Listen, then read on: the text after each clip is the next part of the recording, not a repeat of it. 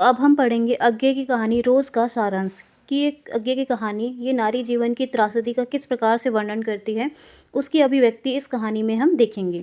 तो चलिए शुरू करते हैं।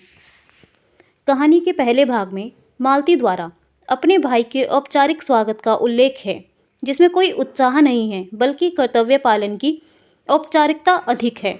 वह अतिथि की कुशल क्षेम तक नहीं पूछती, पर उसे पंखा अवश्य झलती है।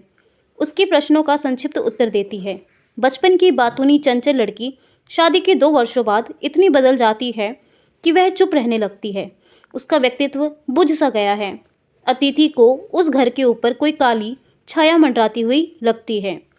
मालती और अतिथि के बीच के मौन को मालती का बच्चा सोते सोते रोने से तोड़ता है।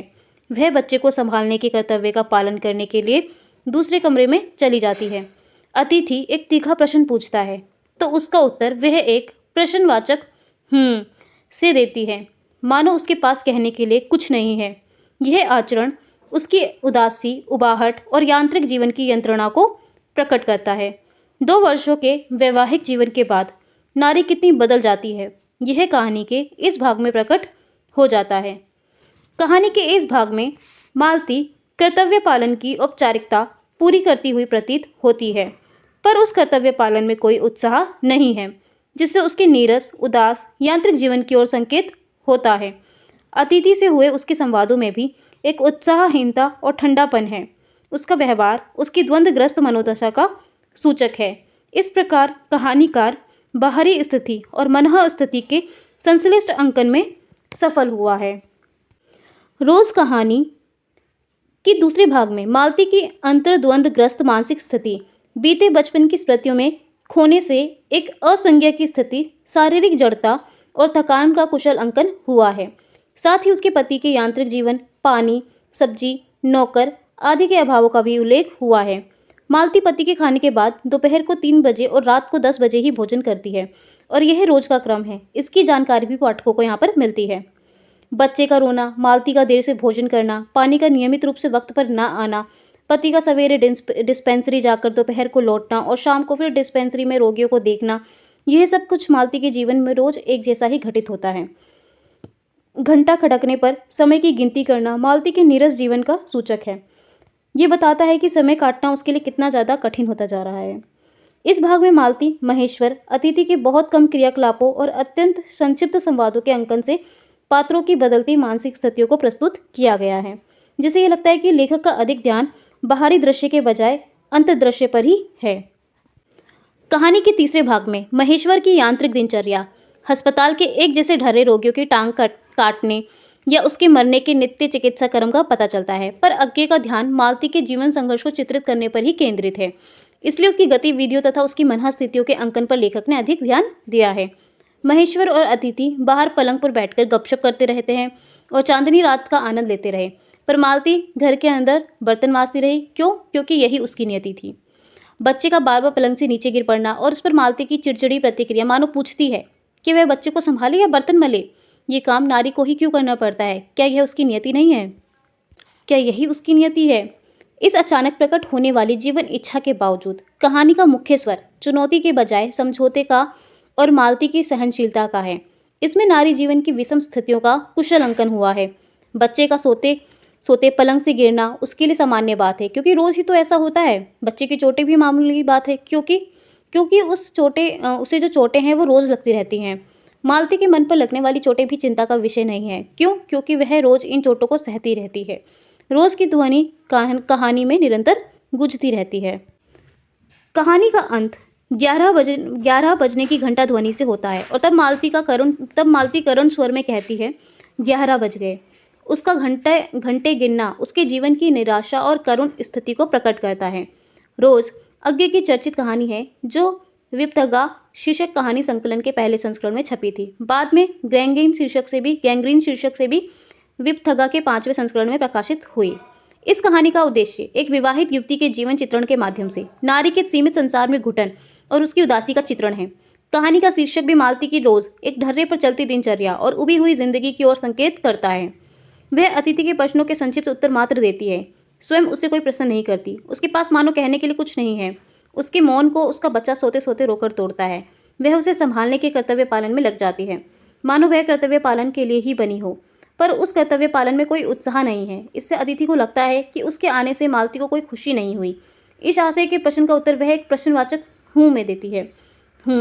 उसका आचरण उसकी द्वंद्वग्रस्त मनोदशा की गवाही देता है। कहानी के दूसरे भाग में मालती की मनोस्थिति का कुशल अंकन है। वे अतिथि के सामने बैठी दूर अतीत की स्मृतियों में मग्न है। इस तल्लीनता के कारण वह पति के द्वारा दरवाजा खटखटाने पर हिल नहीं पाती। उसका अंतर्द्वंद और मानसिक उथल पुथल उसके व्यवहार से व्यक्त हो जाता है। कहानीकार घटनाओं के विस्तृत वर्णन पर कम ध्यान देता है। घटनाओं की अभिप्रेरणाओं और पात्रों की मानसिकता को उघाड़ने के कौशल का परिचय अधिक देता है। आगे महेश्वर की यांत्रिक दिनचर्या का संक्षिप्त चित्र प्रस्तुत करके उसके जीवन को भी एक ढर्रे पर चलता दिखाया गया है।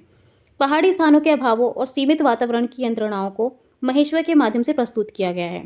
पर महेश्वर की जीवन स्थितियों का अंकन करना लेखक का उद्देश्य नहीं था। उसकी चर्चा प्रासंगिक रूप से आई है। कहानीकार का मुख्य उद्देश्य तो है मालती की उदास जिंदगी को जीवंत रूप में प्रस्तुत करना, जिसमें उसे सफलता भी मिली है। महेश्वर और अतिथि के संक्षिप्त संवाद से सूचना मिलती है कि मालती पति के भोजन करने के बाद दोपहर 3 बजे और रात को 10 बजे भोजन करती है। यह क्रम भी रोज का है। बच्चे का बार बार रोना, मालती को उसे डांटना भी रोज का क्रम है। घंटे की गिनती करना भी उसकी भारी ऊब और जड़ता का सूचक है। समय उसके लिए पहाड़ जैसा भारी हो गया है। घर में नौकर न होने के कारण मालती को ही बर्तन मांजने का उबाऊ काम भी करना पड़ता है। पर पानी की अनियमित आपूर्ति के कारण उसमें भी बाधा आती है और वह पानी की बाट देखती रहती है। उसकी करुण स्थिति से अतिथि भी प्रभावित होता है और उसे लगता है कि वह भी उस घर के ऊपर मंडराती काली छाया का शिकार हो गया है। कहानी के अंतिम भाग में महेश्वर के डिस्पेंसरी से घर लौटने के बाद की स्थितियों की चर्चा है, जिनकी टांग काटनी पड़ती है। मालती डॉक्टर महेश्वर की लापरवाही और अस्पताल की दुर्दशा पर व्यंग्य करती है, जो उसकी संवेदनशीलता का परिचायक है। कहानी एक रोचक मोड़ पर आकर पहुंचती है, जहां महेश्वर अपनी पत्नी को आम धोकर लाने का आदेश देता है। आम एक अखबार के टुकड़े में लिपटे हैं। जब वह अखबार का टुकड़ा देखती है तो उसे पढ़ने में तल्लीन हो जाती है। उसके घर में अखबार का भी अभाव है। वह अखबार के लिए भी तरसती है, इसलिए अखबार का टुकड़ा हाथ में आने पर वह उसे पढ़ने में तल्लीन हो जाती है। यह इस बात का सूचक है कि अपनी सीमित दुनिया से बाहर निकलकर वह उसके आसपास की व्यापक दुनिया से जुड़ना चाहती है। जीवन की जड़ता के बीच भी उसमें कुछ जिज्ञासा बची है, जो उसकी जीजी विशा की सूचक है। मालती की जीजी विशा के लक्षण कहानी में यदा कदा ही प्रकट होते हैं, पर कहानी का मुख्य स्वर चुनौती का नहीं है, बल्कि समझौते और परिस्थितियों के प्रति सहनशीलता का है। इसके मूल में उसके पति के प्रति निष्ठा और कर्तव्य परायणता को अभिव्यक्त किया है। वह भी परंपरागत सोच की शिकार है, जो इसमें विश्वास करती है कि यह उसके जीवन का सच है। इसके आगे वह सोच भी नहीं सकती। जिस प्रकार से समाज के सरोकारों से वह कटी हुई है, उसे रोज के अखबार तक हासिल नहीं होता, जिससे अपने उबाऊ जीवन से 2 क्षण निकालकर वो बाहर की दुनिया में क्या कुछ घटित हो रहा है उसे जानने का मौका मिल सके। ऐसी स्थिति में एक आम महिला से अपने अस्तित्व के प्रति चिंतित होकर सोचने, उसके लिए संघर्ष करने अथवा उबाऊ जीवन से उबरने हेतु जीवन में कुछ परिवर्तन लाने की उम्मीद ही नहीं बचती। कहानी के अंतिम भाग में बच्चे का पलंग से गिरने का उल्लेख है, जिसके प्रति मालती अधिक चिंतित नहीं है, क्योंकि वह रोज गिर पड़ता है। उसकी चोटें चिंता का विषय नहीं है, क्योंकि वह रोज लगती हैं। इस प्रकार रोज की ध्वनि कहानी में निरंतर गूंजती रहती है। इसलिए कहानी का शीर्षक रोज पूर्णतः सार्थक है। विशेष रूप से ये एक नारी जीवन की कहानी है। नारी जीवन की त्रासदी की अभिव्यक्त करती कहानी है ना। उसके आंतरिक मतलब उसके जो मनोदशा है ना, उसके अंदर जो द्वंद्व चल रहा है, उसकी मनोदशा को जो है व्याख्यात करती है ये। इसमें बताया गया कि विवाह के बाद स्त्री कितनी बदल जाती है ना। जब विवाह हो जाता है और एकल परिवार की समस्या तो आप लोगों को पता ही है कि एकल परिवार की वजह से तो और भी ज़्यादा हम लोग कट जाते हैं। अजनबीपन जैसी स्थिति जो है हम महसूस करने लग जाते हैं कि कितना अजनबीपन हमको घेरने लगता है। ऐसा लगता है कि इस समाज में जहाँ हम रह रहे कि हमें कोई जानता ही नहीं है। हम इतना अकेलेपन की समस्या से जूझने लगते हैं। तो ठीक इसी प्रकार है कि विवाह के बाद भी अगर पति आपसे कटा रहे है ना, और आपके उससे संवाद ना हो सके, भाव ना हो, तो ऐसी स्थिति में और क्या होगा। इंसान उबाऊ हो जाएगा है ना, भुतेला अकेलापन उसको घेर लेगा, चिड़चिड़ा हो जाएगा, संवेदनहीन हो जाएगा, संवेदनशीलता के कोई तत्व ही उसके अंदर नहीं रह जाएंगे। तो ये जो कहानी है ये सारी इन्हीं सभी चीज़ों के बारे में बताती है। आशा करती हूँ आपको कहानी का सारांश अच्छा लगा होगा। Thank you.